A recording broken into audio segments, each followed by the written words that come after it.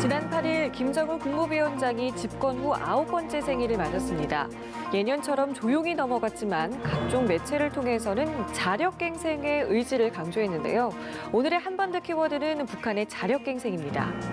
김정은 국무위원장이 새해 첫 현지 지도로 경제 부문을 선택했습니다. 비료공장 건설 현장을 찾아 경제와 농업 분야의 자력갱생을 강조한 건데요. 김 위원장은 올해가 정면 돌파 전의 첫 해라면서 자력갱생 투쟁에 의한 훌륭한 결과를 계속 쟁취해 나가야 한다고 말했다고 전해졌습니다. 앞서 김 위원장은 노동당 전원회의에서도 자력갱생의 의지를 드러낸 바 있는데요. 오직 자력갱생의 힘으로 정면 돌파해야 한다는 것입니다. 또 내각이 경제사령부로서 자기 책임을 다하지 못했다고 공개 질타하면서 김덕훈 내각부총리와 김일철 국가계획위원회 부위원장을 정치국과 당 부서장에 임명하는 등 경제 담당 관료들을 전면 교체했습니다.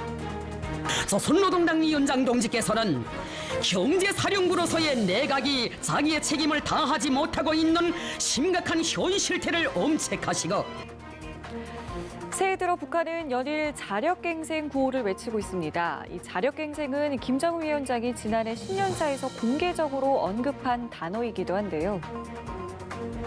자력갱생의 기치 높이 사회주의 건설의 새로운 진경로를 열어나가자. 이것이 우리가 들고 나가야 할 구호입니다. 북한은 그동안 자력갱생을 거듭 강조하며 국제사회 대북제재 장기화에 대비하는 모습을 보였습니다.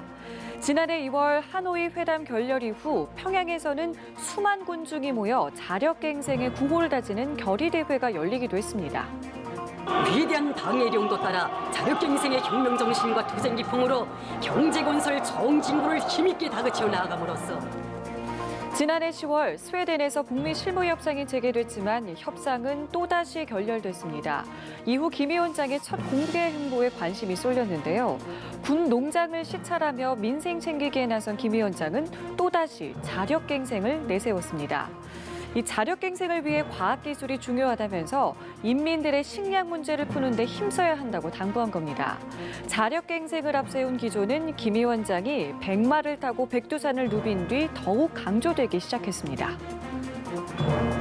칼바람 불어치는 백두산정의 어르시여 천하를 굽어보시는 경의하는 찰거영자다 동지의 거룩하신 영상을 우러르면서 백두산 아까도 같은 거대한 담력과 배짱을 지니시고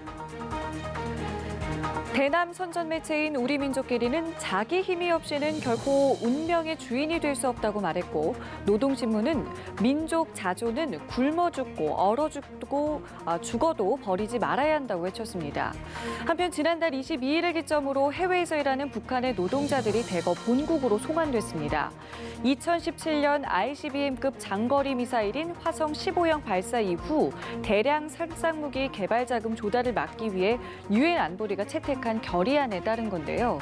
해외 파견된 북한 노동자들이 연간 최대 5억 달러, 우리 돈으로 2,300억 원에서 5,800억 원을 벌어들이는 것으로 추정이 되온 만큼 북한으로서는 경제적인 타격이 불가피한 상황입니다. 우리에게 있어서 경제건설에 유리한 대외적 환경이 절실히 필요한 것은 사실이지만 북한은 지난 전원회의에서 국가 경제의 발전 동력이 회복되지 못해 나라의 형편이 눈에 띄게 좋아지지 못하고 있다며 어려운 상황을 인정했습니다. 하지만 김 위원장은 아무리 어려워도 자력갱생 노선을 포기하지 않겠다는 뜻을 밝혔는데요. 를 졸라매더라도 기어이 자력부강 자력본영하여 나라의 존엄을 지키고 제국주의를 타승하겠다는 것이 우리의 억센 혁명신념이라고 천명하셨습니다. 이 북미 대화 교착 국면에서 경제 성과를 달성하고 내부 결속을 다지기 위한 이 자력갱생 구호는 한동안 이어질 것으로 보입니다. 한반도 키워드 오늘은 북한의 자력갱생이었습니다.